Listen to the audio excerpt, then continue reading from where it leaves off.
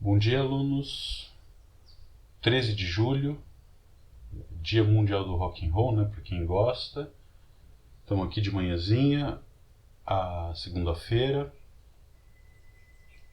A gente vai tratar então do último tópico obrigatório dessa versão enxuta, né, do cronograma de cálculo que a gente precisou fazer por conta de toda essa dinâmica que está acontecendo aí, tá? Então, o que falta para a gente é muito pouca coisa. Então, eu separei alguns exercícios a falar da parte teórica que falta, né, que é comprimento de gráficos, e uns 2 exercícios de máximo e mínimo. E depois a gente pergunta, posso responder dúvidas de vocês, retomar pontos da matéria que não ficaram muito claros e tudo mais, tá? Então, deixa eu compartilhar a luzinha com vocês. Vai ficar preto para o pessoal do vídeo, já voltou. Então, o que a gente precisa ver, hoje é o tópico, né? É o que a gente chama de comprimento de curvas, tá bom? Ou de gráficos.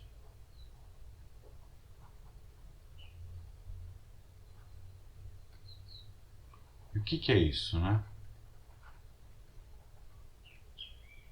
Então vamos lá, a gente, na aula passada, viu como faz para calcular volumes de sólidos obtidos pela rotação.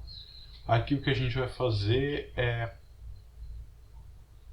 medir o comprimento de uma curva. O que quer dizer medir o comprimento de uma curva? Você tem uma função definida no intervalo de A até B, né, o intervalo AB, tá bom? Aqui eu vou precisar que ela seja, para ficar garantido que a integral existe e tudo mais, a gente vai pegar uma função de classe C1, tá? Então eu tenho uma f definida aqui. Vamos pensar que ela está, para dizer o que é uma função de classe C1 no intervalo fechado, vamos pensar que ela está definida no intervalinho um pouquinho maior, tá? Eu estou olhando só para o trechinho do intervalo fechado AB, de modo que em todos os pontos aqui a derivada existe e é uma função contínua, tá? O que é o comprimento do gráfico? O comprimento do gráfico é... Você pensa... Opa, deixa eu ver se tem coisa no chat. Classe C1, tá, Pedro? Eu falei uma função de classe C1. Função de classe C1 quer dizer que ela é derivável e que a derivada é contínua, tá? Deixa eu escrever aqui assim. Então, f de classe C1, né? Isso quer dizer derivável com derivada contínua, tá bom?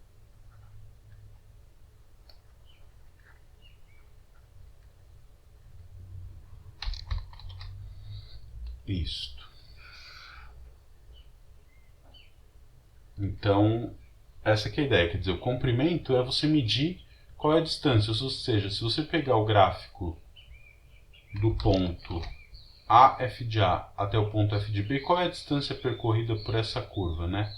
Ou, em outras palavras, se eu pegasse essa cordinha e esticasse, quanto que ela ia medir? Tá? Em geral, como ela fez uma curva, ela tem um deslocamento que é maior do que a medida do intervalo embaixo, tá? Então, por exemplo, né? Se você pega uma função assim, a gente consegue fazer isso mais retinho, né?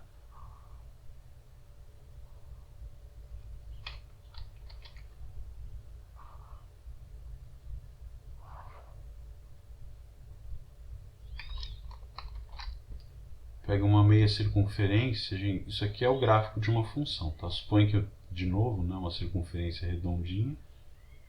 A gente tem que isso aqui é f de x, tá?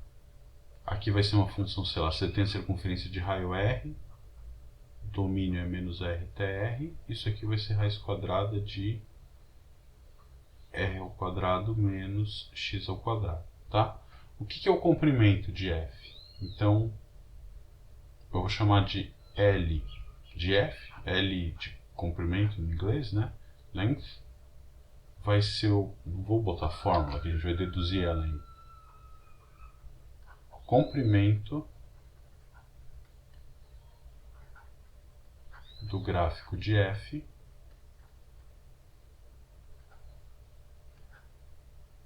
no trecho AB, tá? Daqui a pouquinho a gente vai deduzir uma fórmula para isso. Nesse caso concreto, quem que é o comprimento da função f, né? A gente não tem uma fórmula, mas nesse caso é fácil calcular. Isso aqui é uma meia circunferência, a circunferência inteira seria 2πr, então isso aqui é π vezes r, tá bom? Comprimento. Se você quisesse calcular a área embaixo, a gente sabe, né?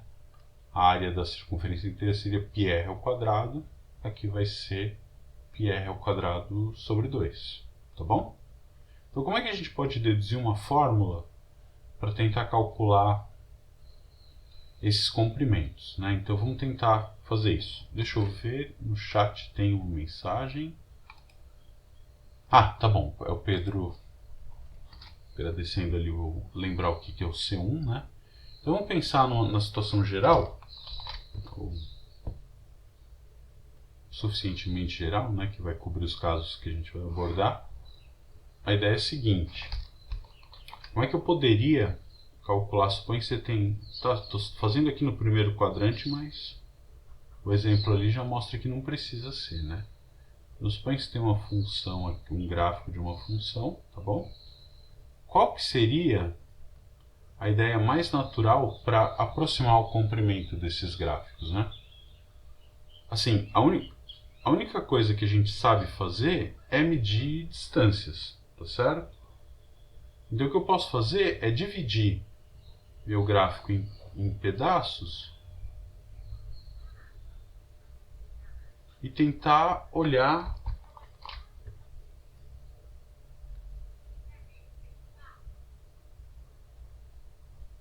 uma poligonal que aproxima meu gráfico, né? Por exemplo, essa aqui que eu estou desenhando agora é uma, né?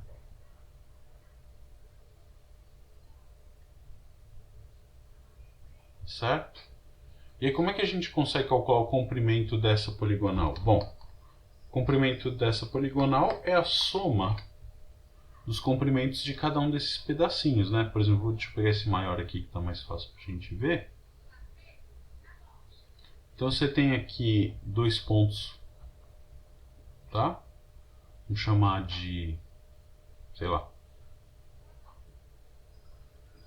é boa, né? TI menos 1 e TI, tá bom? E aqui eu vou ter então o F de TI menos 1.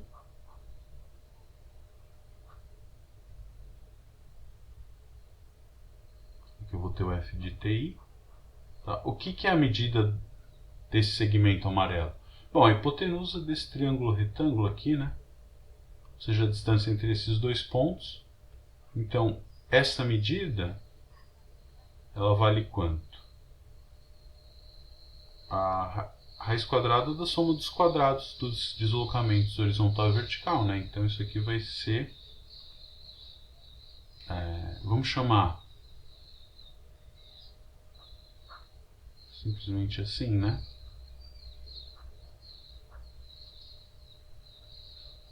Delta TI ao quadrado mais delta YI ao quadrado. Tudo bem? E aí, então, uma aproximação, tá claro essa coisa? É um teorema de Pitágoras aqui, né? Uma aproximação para esse comprimento, então, seria o quê?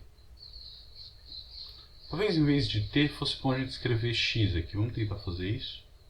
Bom, deixa assim, tá? Pensa que a variável é t. Uma aproximação para isso seria somar todos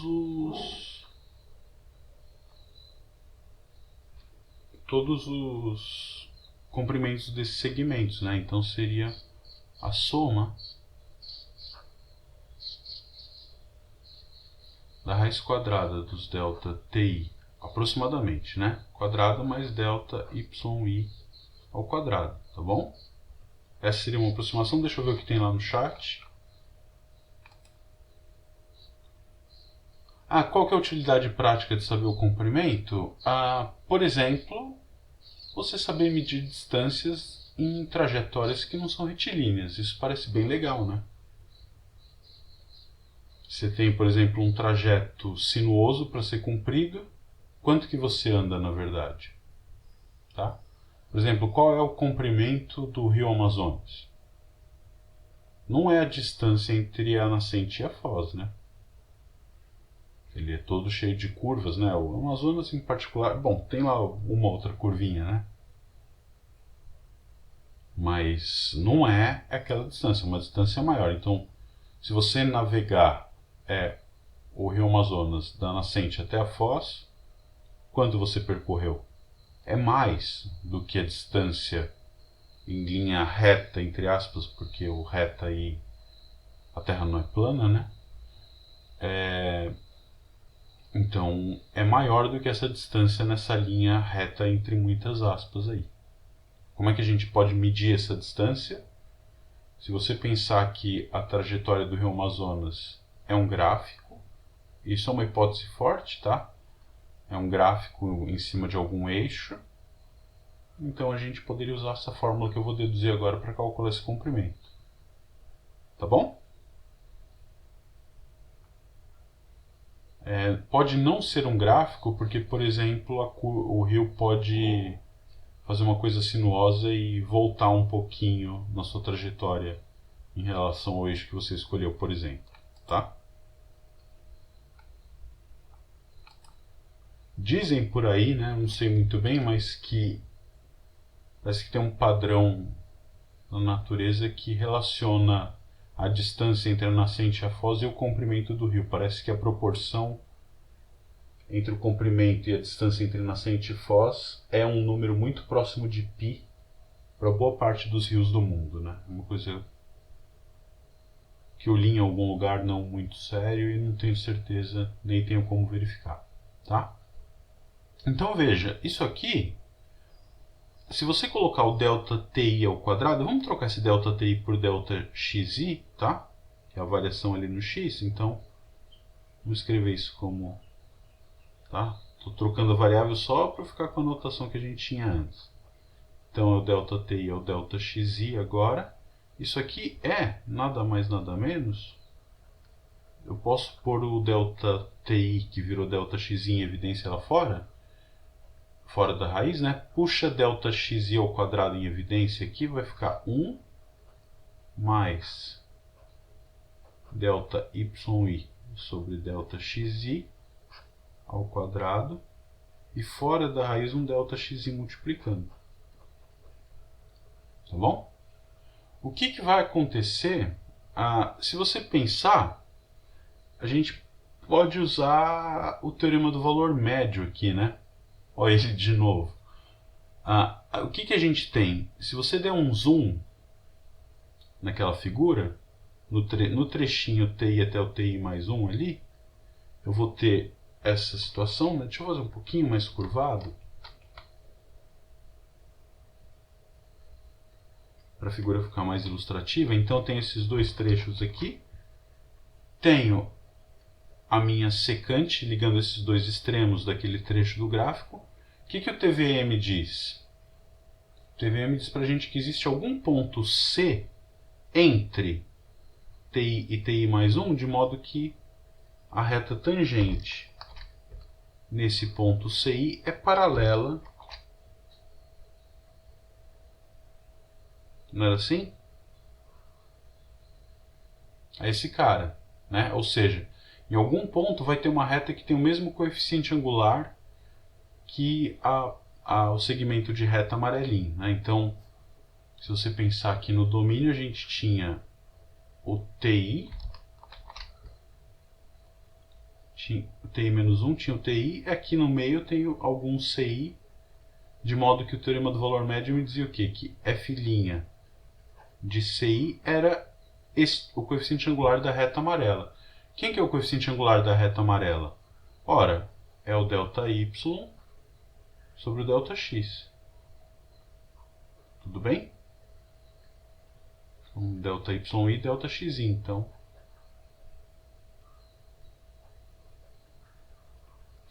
É isso que a gente tem. Então, naquela soma, né? Continuar ela aqui. Olha só o que dá para fazer. Eu posso escrever isso aqui como sendo a soma, por aí indo de 1 até n, de quem? Raiz quadrada de 1 mais f' de ci ao quadrado, ΔXi. Você reconhece essa soma como alguma soma que a gente falou recentemente, na última semana, por exemplo?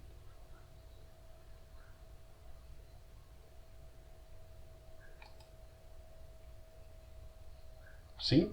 Não? A gente reconhece, né? Isso aqui é a soma de Riemann de uma certa função g, que eu já vou dizer quem é, relativa a partição P. Quem seria a partição P? A óbvia aqui, né? Essa subdivisão na poligonal que eu escolhi. E a certa escolha do 6, que não foi bem eu que escolhi, né? Quem escolheu o 6 para mim foi o TVM, tá bom? Essa partição P é aquela formada pelo conjunto dos TIs da subdivisão que eu fiz lá embaixo, por aí indo de 0 até n. O 6 vem do TVM, aplicado para a função f. E a minha função g, quem que é? É o cara que eu estou somando aqui, né?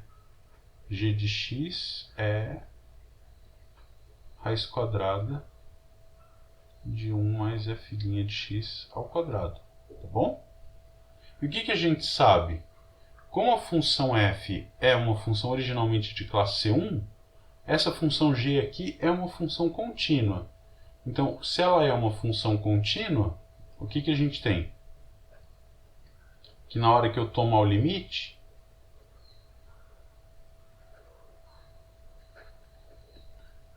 tomando o limite com a norma da partição tendendo para zero, como a minha função g é uma função contínua, esta soma de Riemann tem que convergir para a integral. Então, o limite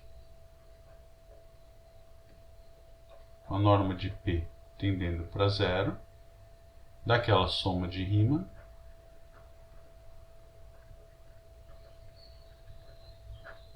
é exatamente igual que a integral de a até b de g de x dx. É a soma de Riemann da função g, né? G é contínuo, então a soma de Riemann vai convergir para a integral. E ok, e o que a gente entende geometricamente? Que quanto mais pontos TI eu tiver na minha partição, essas poligonais vão se aproximando, né? Se eu tivesse mais algum ponto intermediário aqui, não sei se o desenho vai ficar muito poluído, se tivesse algum ponto intermediário, eu ia ter uma poligonalzinha aqui e outra aqui, obtendo uma aproximação melhor ainda para o comprimento do gráfico, tá bom? Então, o que a gente conclui? Que na situação limite, essa integral ela vai ser o comprimento da função f, do gráfico da função f no intervalo b, tá bom? Então é a integral de a até b da raiz quadrada de 1 mais f' de x ao quadrado dx. Tá? Então essa é a nossa fórmula para calcular comprimentos de gráficos de funções. Tem um comentário ali no chat. Vamos ver já.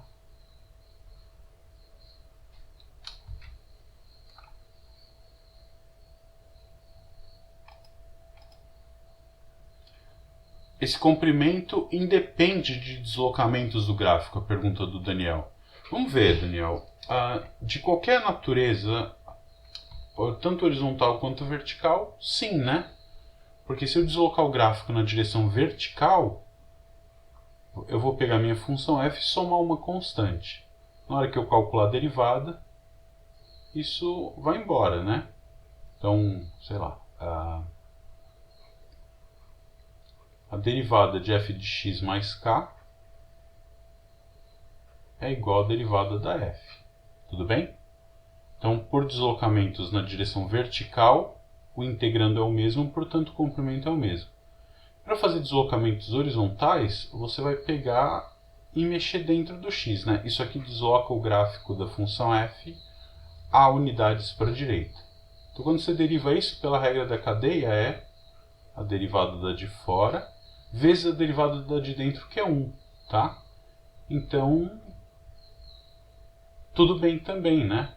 Ela é no ponto correspondente, por exemplo, quando x for igual a A, aqui eu vou ter x igual a f' calculado no zero originalmente. Então eu empurrei, tudo que acontece no zero vai acontecer no x igual a A, por exemplo.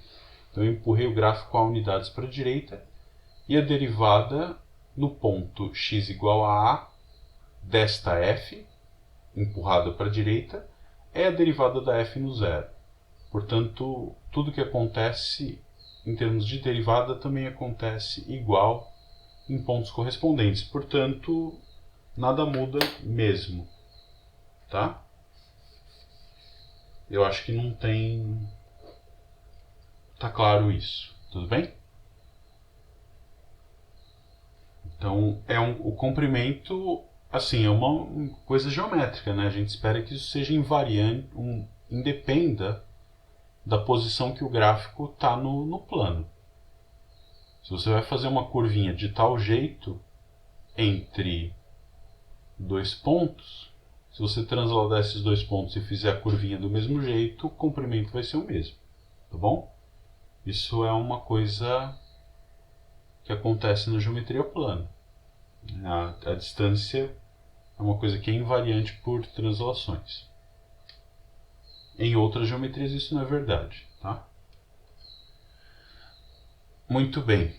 A título de curiosidade, você pode pesquisar isso depois. Tem uma coisa que chama geometria hiperbólica, que tem um modelo dentro do plano.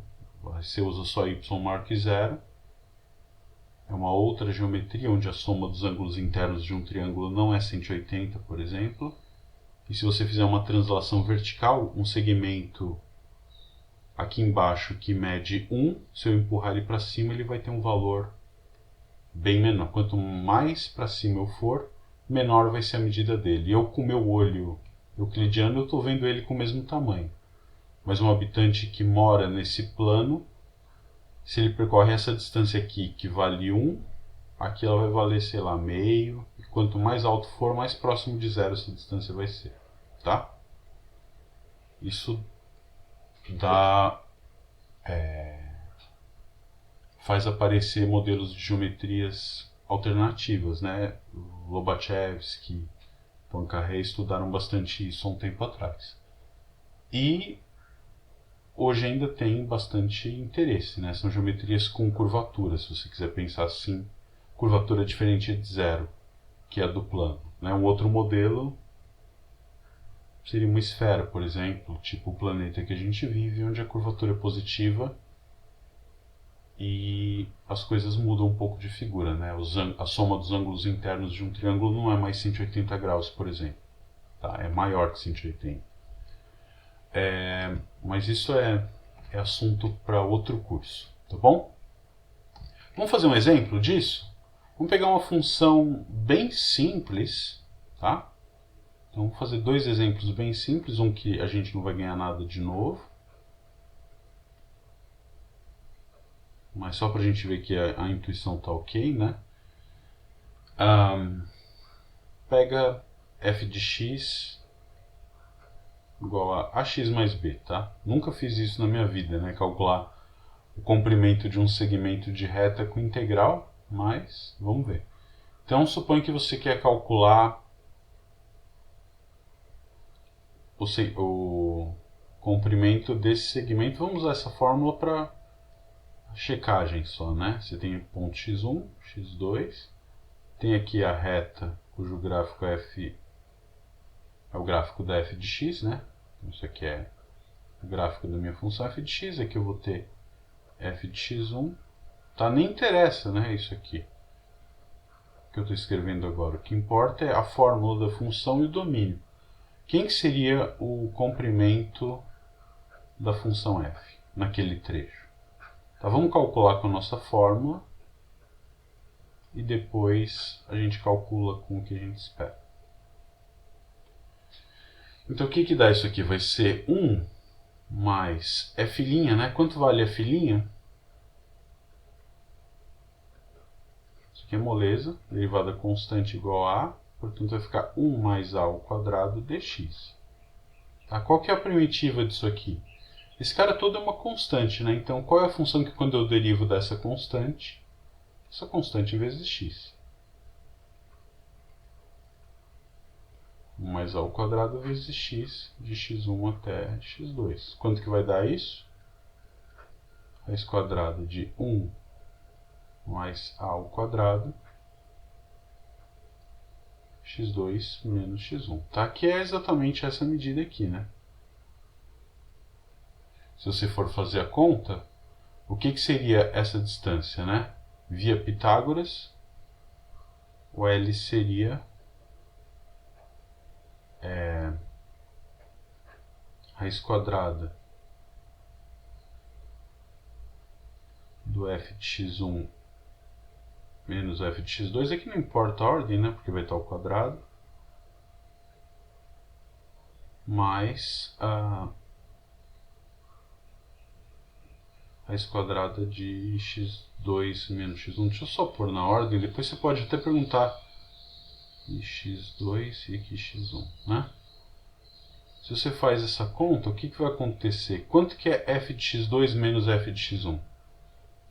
O b cancela, né? F de x2 é ax2 mais b, o outro é ax1 mais b. Quando você subtrair, vai ficar a, que multiplica x2 menos x1, tudo ao quadrado.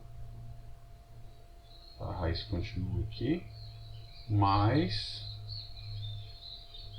x2 menos x1, tudo ao quadrado. Então, nada de novo, né? A gente consegue pôr o x2 menos x1 ao quadrado em evidência. Ele sai da raiz como módulo, mas como x2 é maior do que x1, essa quantidade é positiva, o módulo fica descartado, a raiz quadrada de a2 mais 1, tá? Ou seja, exatamente o que você tinha antes, e isso aqui é usar um canhão para matar uma formiguinha, tá certo? Vamos tentar calcular o comprimento então de uma função cujo gráfico não seja linear. Vamos pegar o primeiro exemplo que a gente conhece disso, é a função x², tá bom? Então vamos lá, 2.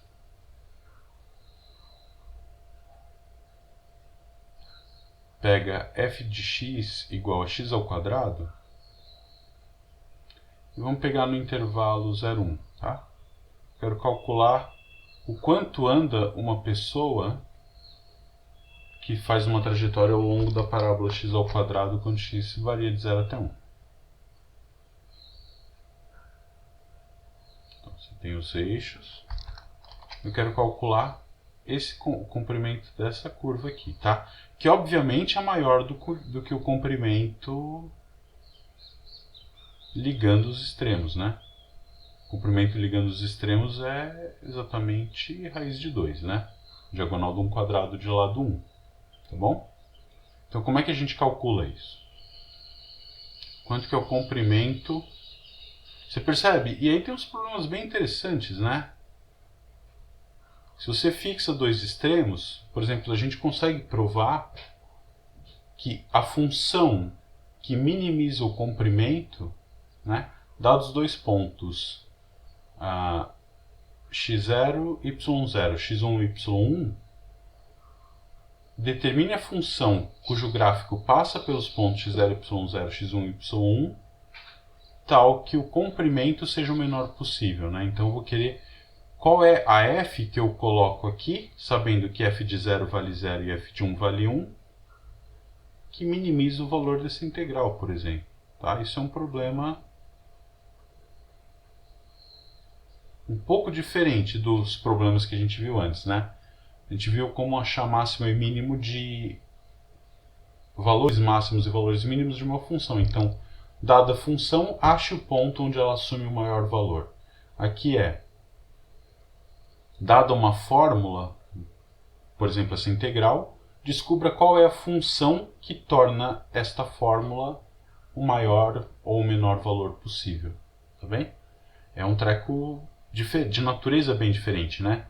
O que a gente viu, o domínio era ache o número que maximiza a função. Então o domínio era conjunto dos números reais.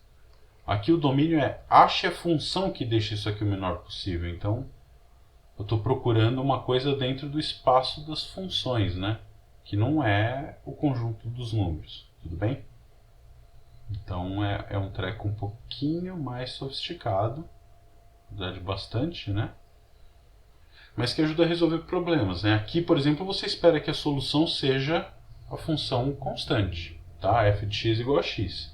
É a função que passa pelo 0, 0, pelo 1, 1 e que deixa essa integral com o menor valor possível. Ou seja, qualquer outra função que sai do ponto 0, 0 e chega no ponto 1, 1 vai me produzir um arco cujo comprimento é maior do que o segmento de reta. Nesse caso, você fala, bom, isso aí eu já sabia porque a menor distância entre dois pontos é realizada por um segmento de reta que os une, tá certo? Isso no plano. Agora, se você está num mundo esférico, por exemplo, né, faz de conta que tem alguma civilização que vive num planeta com formato esquisito, assim, tipo uma esfera, né? Qual é a curva que sai desse ponto e chega nesse aqui, que tem o menor caminho? Não é um segmento de reta, porque como a superfície é curva, se você andar reto, você sai da superfície. Então, a pergunta é, qual é a curva sobre a superfície que minimiza a distância entre esses dois pontos? Tá? No caso de uma esfera, você consegue demonstrar que você pega o plano que passa pelo centro da esfera, pelos dois pontos que você quer. Você tem 3 pontos, tem um único plano. A interseção desse plano com essa superfície vai te dar a solução do problema. E nesse caso é um arco de circunferência, tá bom? Então a coisa pode ficar complicada. Se você vivesse num planeta que não é exatamente esférico, que tem vales e montanhas e coisas diferentes, essa curva vai ter um formato diferente. E aí existe uma área da geometria que, por exemplo, determina equações que tal curva deve satisfazer, e aí você vai querer resolver essas equações. Então vamos voltar para o nosso probleminha do cálculo 1 aqui, senão a gente viaja demais, né? Quem que é f' nesse caso? F' de x é 2x, tá bom? Então isso aqui vai ficar a integral de 0 até 1 de raiz quadrada de 1 mais 2x tudo ao quadrado, isso dá 1 mais 4x ao quadrado dx. Então, o meu problema de calcular esse comprimento se resume a resolver essa integral aqui. Alguém tem algum palpite de como calcular essa integral?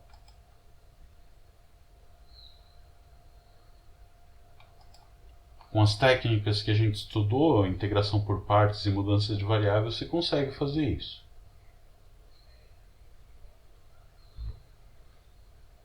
Palpites? Alguma ideia rápida para a gente tentar? Posso estragar o exercício então? Acho que sim, né? Opa, apareceu. Tem um delayzinho na internet, né? Pode ser. O Lucas sugere meio da tangente de x. Pode parecer artificial, né? Mas por que isso dá certo? Então vamos chamar de... Vamos fazer a mudança que ele propôs. Por que isso dá certo? Porque a gente tem ali tangente de x sobre 2, o 2 fora do argumento da tangente, né? O que vai acontecer é o seguinte, aqui você tem uma constante mais a tua variável ao quadrado, né? Então você vai tentar lembrar das identidades trigonométricas. Isso, foi o que ele escreveu aqui. Lembrar exatamente que a gente tem aquela coisa, que é o seguinte: 1 mais tangente ao quadrado de x é igual a secante ao quadrado de x. Tá bom?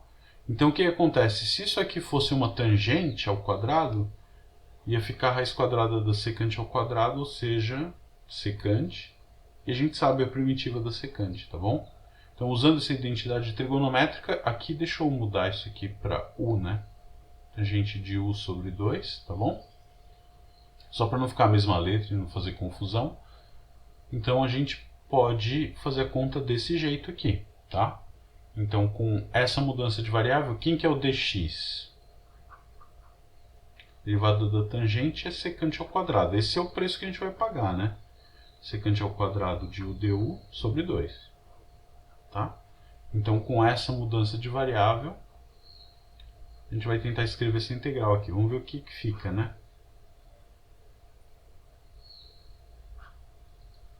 Eu vou ter raiz quadrada, eu vou escrever tudo. Depois a gente acerta os extremos de integração também, tá? Então vai ficar 1 mais 4 vezes, quem que é x quadrado? Tangente ao quadrado de x sobre 4. E o dx quem que é? Secante ao quadrado de u sobre 2 du. Agora vamos olhar com muito cuidado. O que é esse 4 aqui? Cancelou, né? E foi por isso que a gente pôs tangente sobre 2. Vamos já acertar os extremos. Deixa eu só escrever integrando na forma que a gente quer. 1 mais tangente ao quadrado é secante ao quadrado. A raiz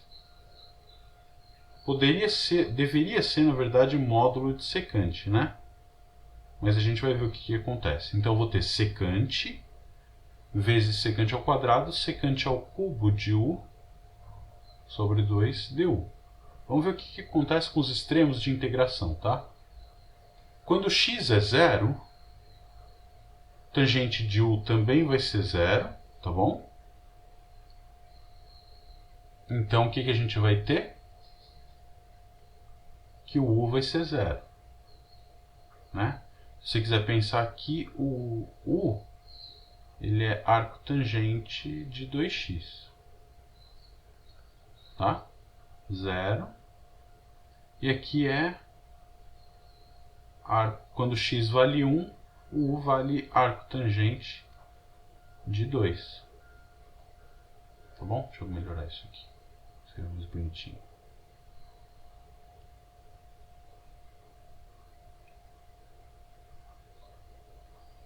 Bom, então ficaria integral de 0 até arco tangente de 2. Aí eu te faço a seguinte observação. Você precisa mudar isso o tempo todo?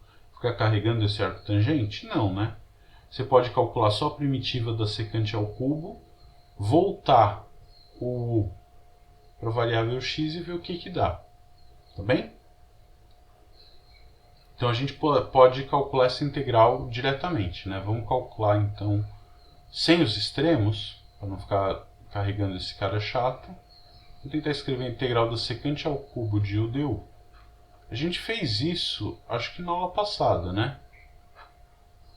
O truque básico era escrever integral de secante de u vezes, aqui ainda não preciso do parênteses, né?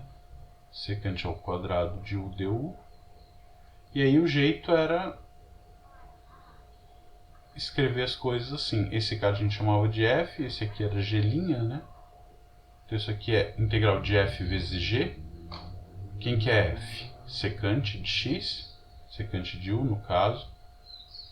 Se g' é secante ao quadrado, g é tangente, né? Então secante vezes tangente menos a integral de quem? F' vezes g. F' derivada da secante é secante vezes tangente vezes g, que é tangente, né?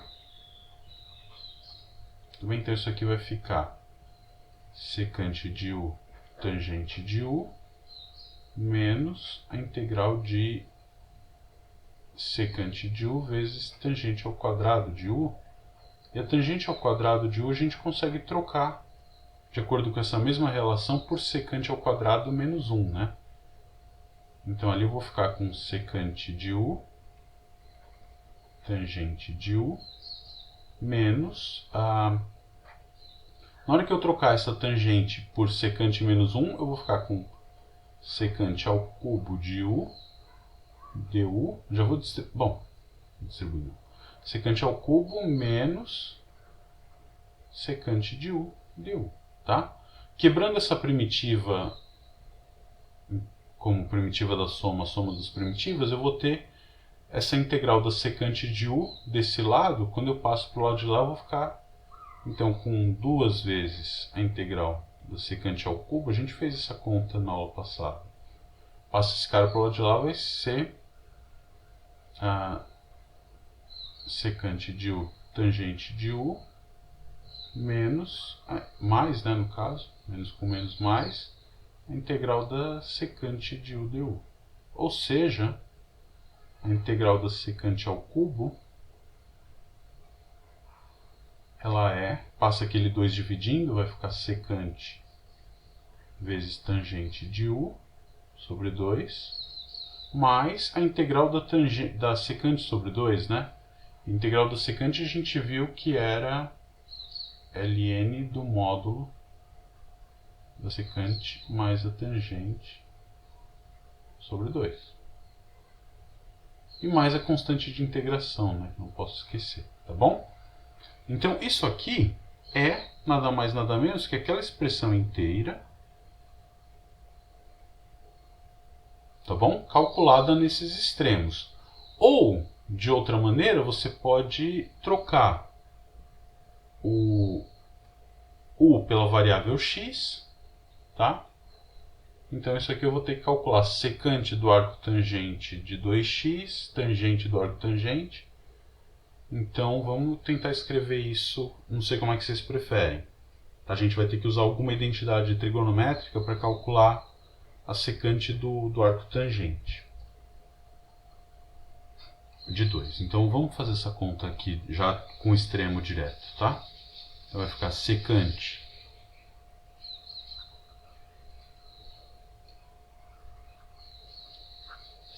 do arco tangente de 2 vezes tangente.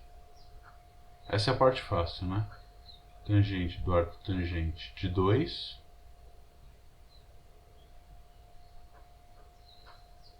sobre 2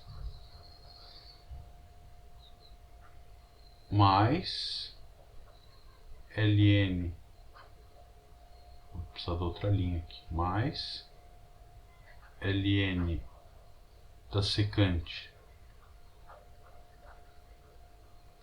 do arco tangente de 2 mais tangente do arco tangente de 2.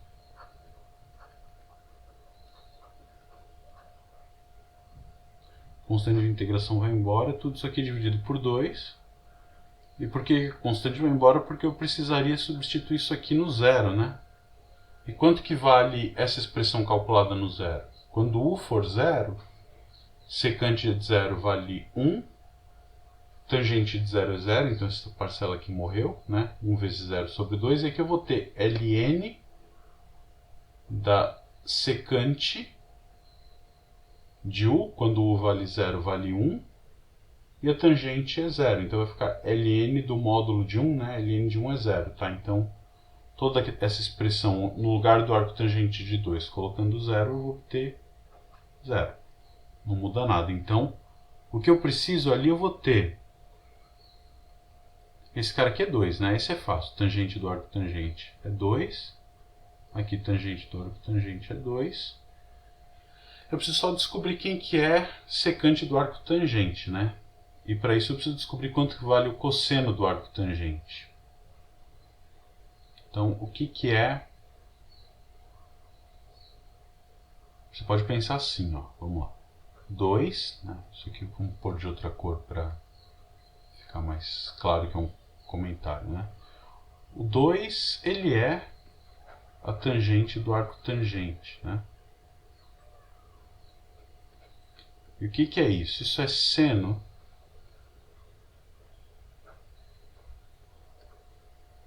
cosseno de 2 sobre arco cosseno não, arco tangente.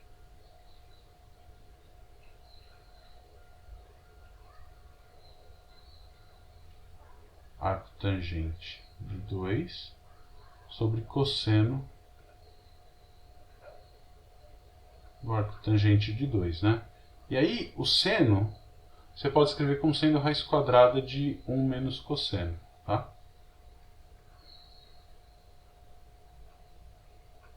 Quadrado do arco tangente de 2. E aí você tem uma equaçãozinha aqui, que você levando ao quadrado dos dois lados, é uma equação de segundo grau que você resolve, tá bom?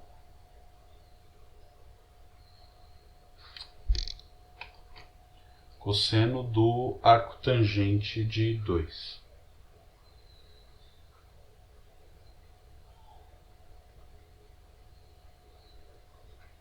Bom, leva ao quadrado dos dois lados, você vai ficar com 4 cosseno ao quadrado do arco tangente de 2 igual a 1 menos cosseno ao quadrado do arco tangente de 2. Tá? Passa para lá, vai dar 5, cosseno ao quadrado é 1/5, a raiz de 5 sobre 5. Então, esse é o número que você vai ter para o cosseno, né?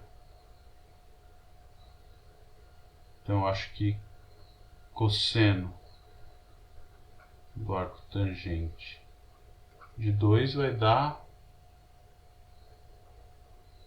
raiz de 5 sobre 5 e, portanto, a secante é o inverso disso, né? Raiz de 5.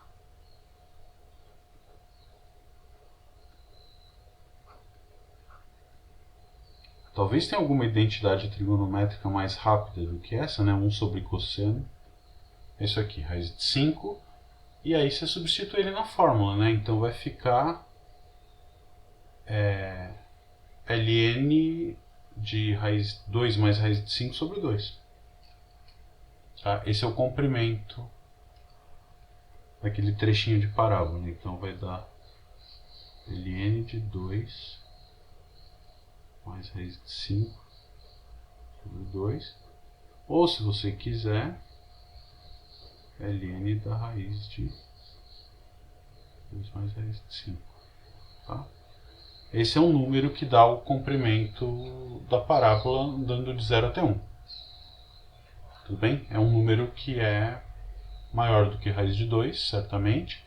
Se você quiser saber, ter alguma ideia precisa do valor, a gente pode pôr numa calculadora aí para ver. Dúvida nisso? Você vê que mesmo para uma parábola, né, que seria a função mais simples, a linear a gente sabe calcular sem precisar das ferramentas do cálculo 1. Depois disso, a primeira função mais simples que não é linear é x², você já cai numa integral de secante ao cubo, né? Então, é, em princípio, complicado calcular isso, tá? Se você põe f de x igual a seno de x, qual que é o comprimento do seno de 0 até π, por exemplo? Você vai ter que calcular a integral de raiz de 1 mais cosseno quadrado, tá? Isso pode ser um pouquinho complicado você mexer com essas coisas. Tinha algum meio que eu errei, Luiz, Iago? Deixa eu ver. Aqui na integral da secante ao cubo, passei o 2 dividindo. Opa! Tá. Faltou de fato uma coisa aqui. Vocês têm razão. A integral da secante ao cubo é meio. Eu tinha um sobre 2 ali, né? Então aqui, absoluta razão para vocês, é 4. Aqui também, tá? Então aqui é sobre 4, esqueci daquele meio ali, sobre 4, e aqui então ficaria uma raiz quarta, tá bom? Eu acho que é isso. Era essa a dúvida de vocês, Luiz e Iago? Sim? Pronto, então resolvido, né? Deixa eu ver. Então, é assim que você calcula comprimentos. Como eu te disse, é uma coisa que não é muito fácil em geral. mas os exercícios que você tem na lista, que são exatamente o 11 e tem mais algum ali, né? Tá, o 4 e o 11, tá? O quarto é para calcular o comprimento do ln de cosseno entre 0 e π sobre 4. Esse é tranquilo, tá? Você vê quem é a derivada do ln de cosseno, você vai ficar bem feliz. Depois de tentar fazer isso e olhar o exercício que a gente fez agora. E o 11º é o cosseno hiperbólico, tá? Então só para dar uma retomada nisso, que talvez tenha ficado lá para trás, era coisa da lista 2, tá? Eu vou escrever aqui em laranja, né? Sobre o exercício 11 da lista 3. Só para a gente retomar o que é esse cosseno hiperbólico, né? Então a gente tem essa coisa, ó. Escreve cosh, né? Cosseno hiperbólico de x é a função e elevado a x mais e a menos x sobre 2. Tá? Se você calcular a derivada disso, então se essa aqui é a tua f de x, a f' de x, na hora que se derivar a derivada do e elevado a x é ele mesmo, a derivada do e a menos x ganha um sinal de menos, né, com a regra da cadeia ali, dá isso aqui, tá? Que é exatamente o que a gente chama de seno hiperbólico, tá bom? Então, o cosseno e o seno hiperbólico tem essa coisa legal, né? Para os trigonométricos usuais, a derivada do seno é cosseno e a do cosseno é menos seno. A dos hiperbólicos, a derivada do cosseno hiperbólico é seno, não tem o sinal de menos, tá? E a derivada do seno hiperbólico, quando você derivar isso aqui, o que você vai ter? Exatamente o cosseno hiperbólico. Então, esses caras, a derivada de um é o outro, sem se preocupar com o sinal, tá? Propriedades que você tem, a gente sabe que, igual a identidade trigonométrica fundamental, a gente tem a identidade trigonométrica fundamental para as funções hiperbólicas, tá? Então, cosseno hiperbólico ao quadrado menos seno hiperbólico ao quadrado dá 1. Por isso que elas chamam hiperbólicas, né? Se você montar a hipérbole y2 menos x2 igual a 1, esse ponto aqui, esse cara é o cosseno hiperbólico e esse cara é o seno hiperbólico. Em analogia com o que acontece na trigonometria usual, né, no círculo. Mas se você pega esse ponto, se esse aqui é um ângulo T, isso aqui é cosseno T e esse aqui é seno T, tá bom? Então, usar as funções cosseno hiperbólico e seno hiperbólico é fazer trigonometria, só que em vez de você falar do círculo trigonométrico, você fala da hipérbole trigonométrica. Tá?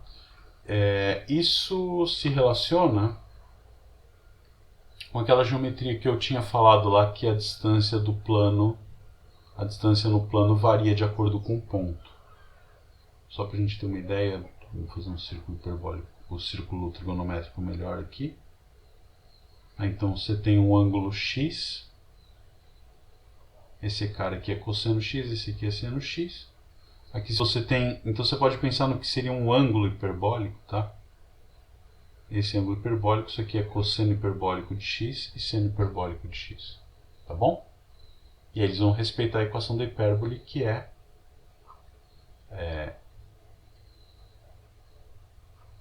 x2 menos y2 igual a 1. Aqui é x2 mais y2 igual a 1. Cosseno ao quadrado mais seno ao quadrado dá 1. Cosseno hiperbólico ao quadrado menos seno hiperbólico ao quadrado dá 1 também. Tá bom? Você pode querer usar isso para fazer as tuas contas e as mudanças de variáveis necessárias naquele exercício.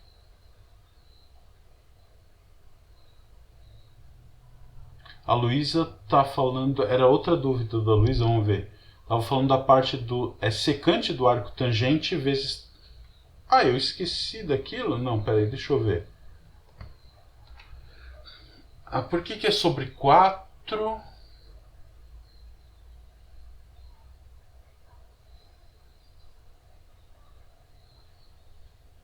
Peraí, acho que a gente pulou um pedaço aqui, né? Isso aqui a gente calculou só o log. Vamos lá, vamos voltar no exercício com calma aqui. Vamos ver se não faltou alguma coisa. A gente vai ficar com essa parte do ln, que tá bom, né? É isso. E tem a parte da secante vezes tangente no 2, né?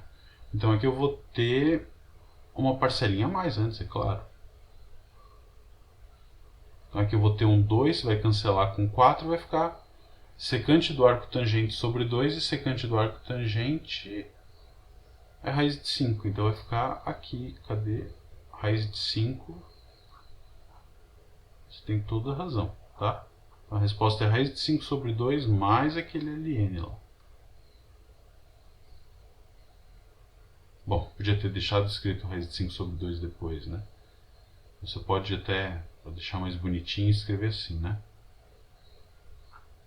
Raiz de 5 mais ln da raiz quadrada de 2 mais raiz de 5. E eu ponho sobre 2 aqui.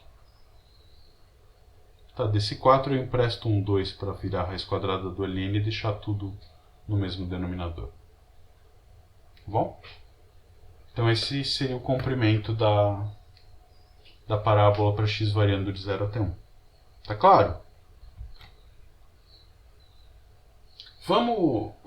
Eu separei aqui 2 exercícios fáceis de máximo e mínimo para a gente já começar a trabalhar em alguma coisa ligada a exercícios que não são da lista, mas do mesmo tópico. Tá? Pra gente... Se eu resolver, a lista já está com poucos exercícios. Se eu fizer todos para vocês, então aí fica pior, né? De máximos e mínimos você não vai ter chance de treinar. Tem um fácil, um interessante e depois uma coisa do mundo real de hoje em dia, né? Então vamos ver, máximos e mínimos. O seguinte problema. Tá? Esse é bem abstrato, né?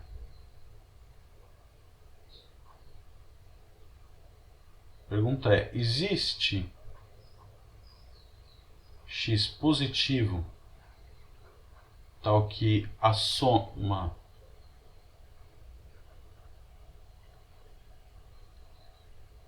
dele e seu inverso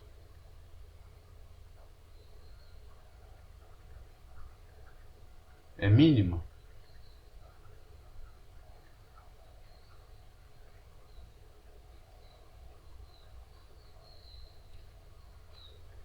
E se o x está no intervalo 2, 3, sei lá? Bom, então, a minha pergunta é, dentre todos os números positivos, qual é aquele cuja soma dele com o seu inverso é mínima? Então, o que eu quero, no primeiro problema, é ver se a função f de x igual a x mais 1 sobre x tem mínimo. Global, né? Com x positivo.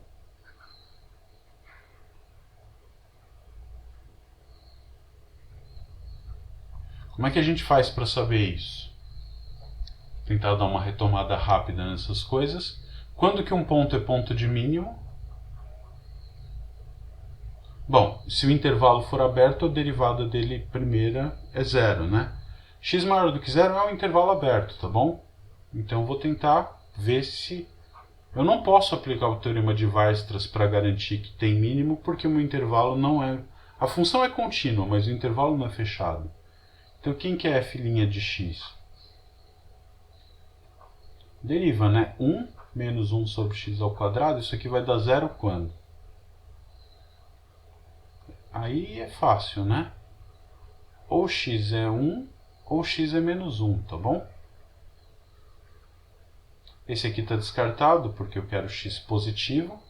Então x igual a 1. Esse ponto é ponto de máximo ou é mínimo local? Ou nenhum dos dois?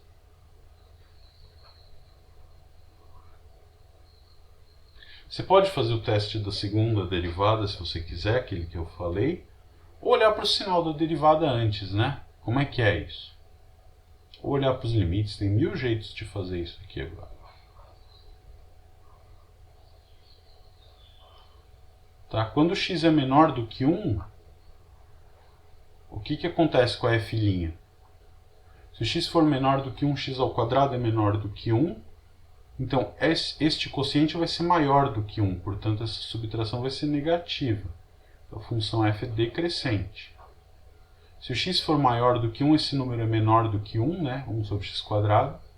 Portanto, a subtração ali vai ser positiva. A derivada é essa, né? Então isso me garante o quê? Que 1 é um ponto de mínimo local.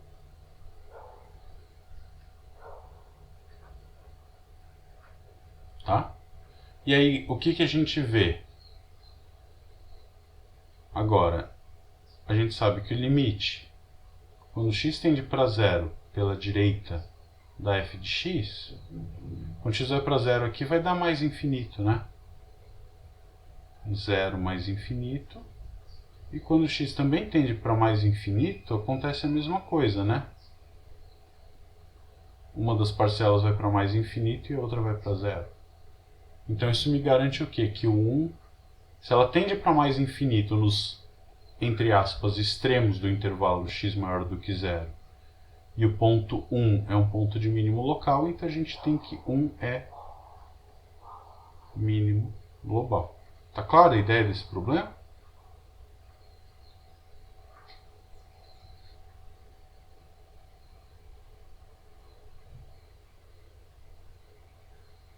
Isso isso no intervalo x maior que zero. Agora, no intervalo x entre 2 e 3, a coisa é diferente, né?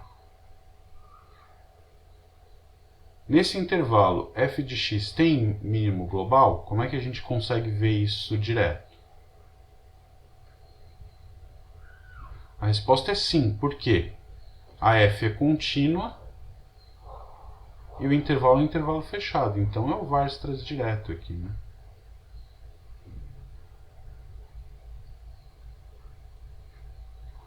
Vou pôr o pingo no i, né? Não no e.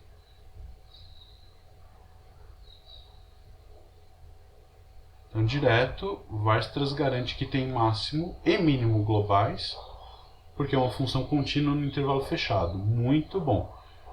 Como é que a gente arruma isso, então? Como é que eu vou achar os candidatos a máximo e mínimo? Bom, não tem pontos críticos, né?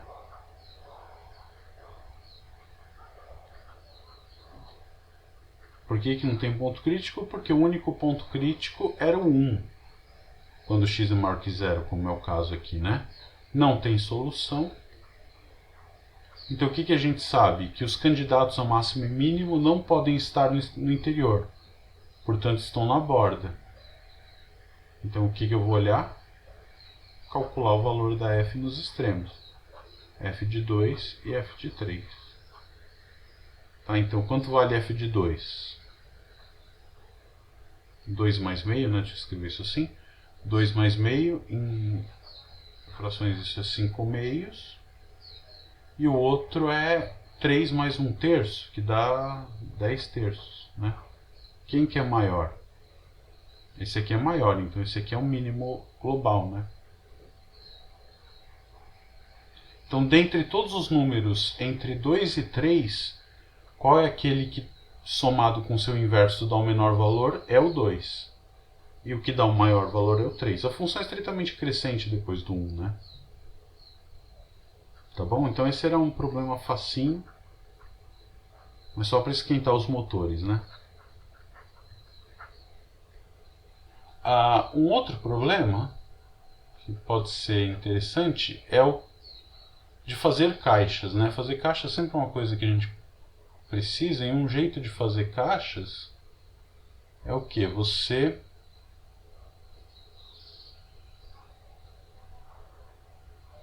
pegar, vamos supor que você tem um pedaço de papelão com 16 centímetros por 30 centímetros. Eu vou querer fazer uma caixa com ele fazendo assim. Eu vou riscar aqui, Vou riscar aqui, simétrico, tá? Vou andar x de cada lado. E aqui também eu vou fazer a mesma coisa, tá bom? Também deslocando x, né? Tá bom? Então, x aqui. Então eu vou tirar um quadradinho de lado x de cada um dos cantos desse meu retângulo. E aí eu dobro e colo os pontos, né? Passo um durex. Eu fico com uma coisa que seria mais ou menos assim, né? Vamos ver se eu consigo.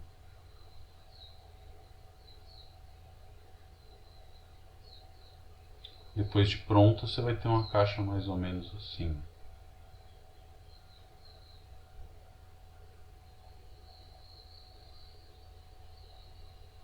Tá bom? Desculpa o desenho, o pessoal da FAO aí vai ficar bravo comigo, né?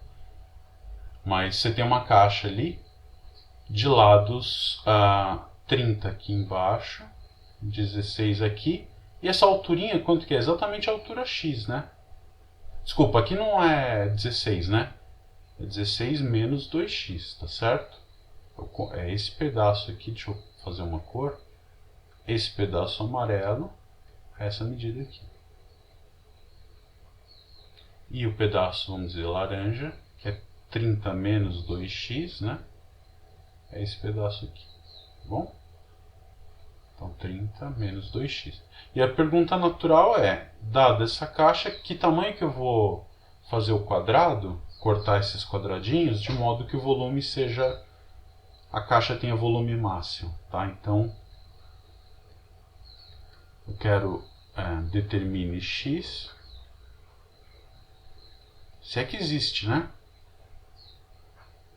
Tal que o volume seja máximo. Tá bom? Então vamos lá. Quem que é o volume daquela caixa? Bom, ela é um paralelepípedo reto, né? Então o volume depende só de x. E ele varia de quanto até quanto? Quer dizer, qual é a expressão do volume, né? É o produto dos seus lados ali. Então vai ficar x, 16 menos 2x, 30 menos 2x, tá? Legal. E agora você tem uma coisa, né? A determinar. Qual é o intervalo de variação do x? Alguém pode responder pra gente no chat? Ah, Vitória, o 7 da lista, posso olhar. Deixa eu só terminar esse aqui, tá? Alguém pode dar um palpite? Qual é o intervalo de variação do x? Temos palpites. Entre 0 e 8. Sim. Por que tem que ser de 0 até 8? 0 é não fazer a caixa e com intervalo aberto, né? O Lucas e o Pedro apontaram bem. Então aqui, em princípio, tá? O meu x, ele varia no intervalo aberto de 0 até 8. Aí eu estou com uma função contínua no intervalo que não é o intervalo aberto. Então eu não sei se o problema tem solução, né? Então o que eu faço? Para garantir que o problema tem solução, eu faço essa extensão. Eu deixo o x ser 0 e deixo o x ser 8. O que quer dizer que o x é 0? X é 0 quer dizer que eu não fiz a caixa. E dizer que o x é 8 quer dizer que esse risco ficou aqui no meio. O que eu fiz, eu dobrei o papelão no meio. Também não obtive uma caixa. Vão ser duas caixas com volume 0. Mas isso é só para garantir que eu posso aplicar o Weierstrass aqui, né? A função v tem uma extensão contínua, onde ela vai valer para o intervalo fechado, 0,8, e ela vai valer 0 nos extremos. Então isso vai me garantir que o ponto de máximo vai ter que estar no interior. Tá bom? Então vamos lá. Com essa observação, a gente tem que o v de 0 vale 0 e o v de 8 também. Tá? Então esses aqui são os valores da função no extremo. E no interior eu vou calcular a v', né? Quem que é o v'? É derivar esse produto. E a derivada do produto com 3 fatores é a mesma, né? Derivo o primeiro, copio os outros dois. Ops, é 16, não 12, né? 16 menos 2x. Derivei o primeiro, copio os dois segundos, mais copio o primeiro, derivo do meio e copio o terceiro, então vai ficar derivada do meio é menos 2, né? Então vai ficar menos 2x, 30 menos 2x, e aí copia o primeiro e o segundo, deriva o terceiro, que a derivada também é menos 2, né? Então vai ficar menos 2, x que multiplica 16 menos 2x. Tá, dá para pôr um monte de coisa em evidência e a gente fica com a seguinte expressão, né? Daqui pula um 2, daqui pula um 2, então sai um 4, né? Isso, então eu consigo colocar em evidência 4. Eu vou ficar aqui com 8 menos x vezes 15 menos x, menos, aqui eu puxo um 4 também, x, 15 menos x, aqui pulo um 4 também, vai ficar x, 8 menos x, tá? Então tudo isso, para ver onde esse cara vale zero, é só o que está dentro do parênteses. O que está dentro do parênteses vai dar uma cúbica, né? Eu vou ficar com x quadrado. Tem x quadrado nas três parcelas. Termo misto, aqui eu vou ter menos 23, menos 15, menos 8, então menos 46x. E termo independente é só na primeira, 8 vezes 15, 120. Tá bom. Então isso aqui vai dar zero quando, hein?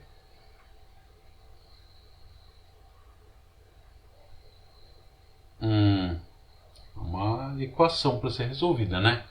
Então eu quero o produto de dois números. Um deles, dois números cujo produto é 40 e a soma é 46 terços, né? 40 e 46 terços.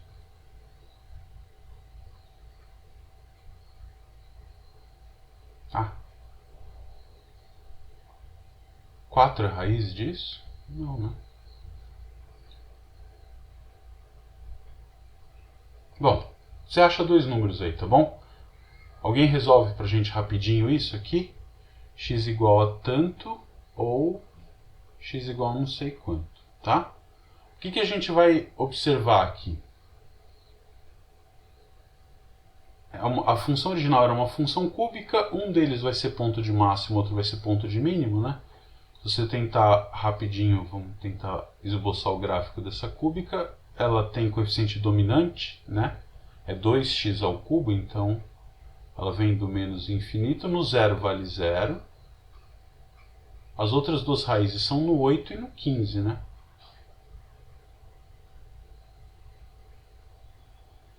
Então vai ter um ponto de máximo aqui entre 0 e 8, que é uma dessas raízes. Vai ter um ponto de mínimo aqui, tá? O ponto de inflexão a gente sabe que é a média aritmética das raízes. Isso é no exercício antigo, tá? Então você vai obter duas raízes. Aqui esse cara aqui vai ser o x1. Esse aqui vai ser o x2. Então você acha ali o x1. Tá? Então esse cara está fora do domínio, seria um ponto de mínimo local. Então esse cara aqui é o bom. Tá? Então você sabe exatamente qual é o tamanho que você tem que eliminar na bordinha ali, x em cada uma das direções, para obter uma caixa com volume máximo, e o volume obtido é substituir esse valor na fórmula da V. Tá bom? Um problema concreto, assim, bem razoável. Dúvida nele? 2 terços, 10 terços e 12, Fábio? Legal. Então ele já achou pra gente. Então vamos colocar esses caras aqui, né? Usado 10 terços, eu tinha um feeling ali, né? 10 terços e aqui 12. Que não interessa pra gente porque tá fora do domínio, né? Então, aí você elimina 4 quadradinhos de área sem nonos, né, das bordas, e vai obter um volume igual, põe x igual a 10 terços, aqui vai dar um número também. Esse é o volume que você obtém. Dúvida nisso? Um exercício assim, esse você tem que modelar, né? E o domínio a gente botou 0,8, por quê? Porque era metade do menor lado, tá bom?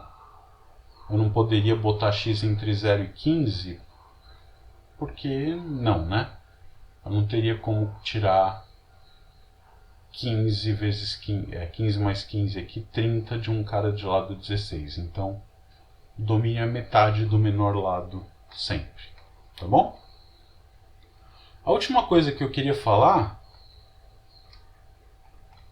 de curiosidade, né, é como você usar,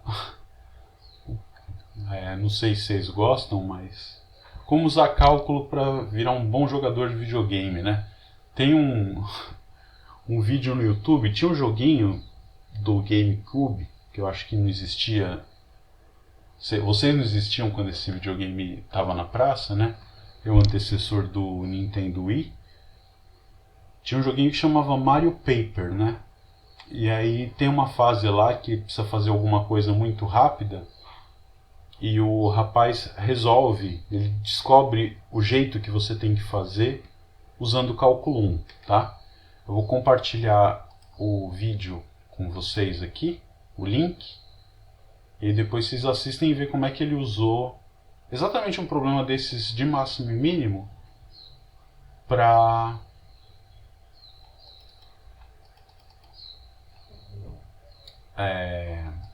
encontrar a solução ótima, tá? Então, eu não conhecia direito o jogo, assim, eu estava procurando problemas e aí eu esbarrei nessa coisa no YouTube, né? Eu vi o joguinho, ele é bem bonitinho, assim, deu até vontade de eu ver, tá? Você dá uma olhada e aparece lá um número mágico, que é 225 sobre 76, e ele faz essa coisa, né? Então, se você quiser... Tá, o áudio tá em inglês, mas eu acho que dá pra se virar, né? O cara fala bem tranquilo, dá pra... A coisa funciona muito bem. Tá, então é uma fase lá que eu não sei direito qual é, porque eu não conheci o joguinho, mas é esse aqui, o título do vídeo é Using Calculus to Go Fast in Paper Mario, The Thousand Year Door.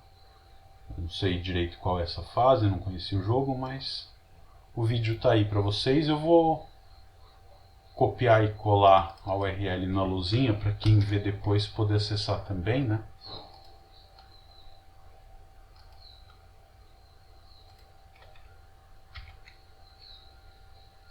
Então essa é uma terceira aplicação, é assistir esse vídeo e ver como é que o rapaz faz a conta mesmo, ela deriva umas tangentes e tudo mais,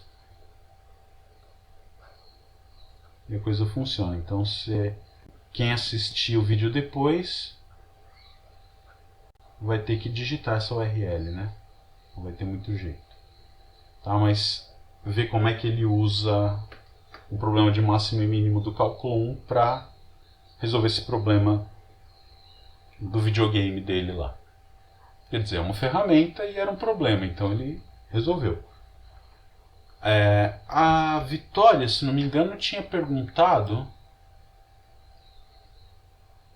o exercício 7. Você pode dizer de qual seção que é o 7, Vitória, por favor?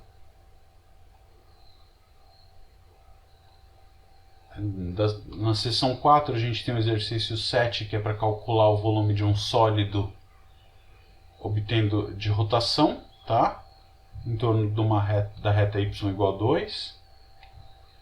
No cálculo de primitivas, o 7 é seno ao cubo sobre raiz de cosseno de x, para calcular a primitiva. E da página 1, eu acho que esse a gente fez, né? Determinar o perímetro do triângulo mínimo. Então, esse é de o triângulo de perímetro mínimo dados base e altura. Tá? Então, esse a gente mostrou que era um triângulo isósceles, a gente fez uma vez já. Então, ele está em algum dos vídeos anteriores. O 7 da seção 2 é calcular a área entre duas funções. Você tem dois polinômios e você quer a área entre eles. E aí o truque é você fazer o gráfico dos dois polinômios e ver quem está por cima e quem está por baixo naquele intervalo. E aí você faz sempre o maior menos o menor e integra isso em cada um dos domínios. Para calcular a primitiva, é seno ao cubo sobre raiz cosseno x. Eu posso escrever isso para você se precisar, só por uma questão de tempo. E o outro é o cálculo de um volume de rotação. Me diz qual deles que é? Ah, é da parte 1. Tá. Eu posso tentar abrir aqui rapidinho. Deixa eu ver se eu acho. Bom, é que a gente não tem... Ah, voltou o site do IME, tá? Tá operante já. Eu vou tentar ver qual é o dia. E já te falo aqui.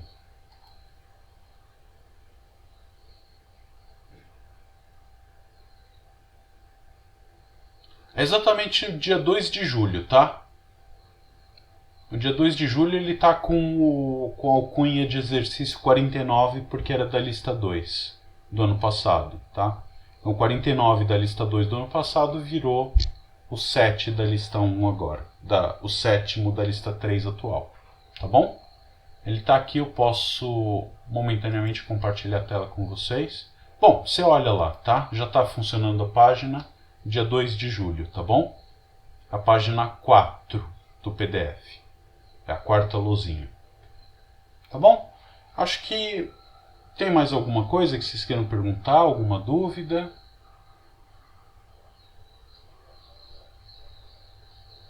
Algum outro exercício que vocês queiram ver? Se não está quase na hora já da aula de álgebra linear, né? Dá tempo de vocês levantarem, tomar um café. Vamos parar por aqui então? Acho que sim, né? Tá, então a gente se vê de novo na quinta. E aí eu gostaria que vocês já viessem com as dúvidas dos exercícios, tá? A gente tem quinta, sexta e segunda para fazer isso.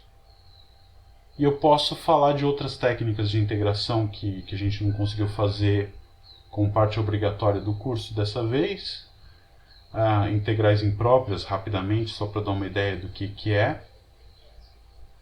E funções dadas por integrais. Seriam 3 assuntos que eu posso passar rapidamente para vocês terem uma ideia do que esperar quando forem assistir esses vídeos conforme a gente pediu. Tá? Vamos ficando por aqui então, gente, e na quinta de manhã a gente se vê, tá? Cuidem-se, uma boa semana para todos e até lá. Tchau, tchau!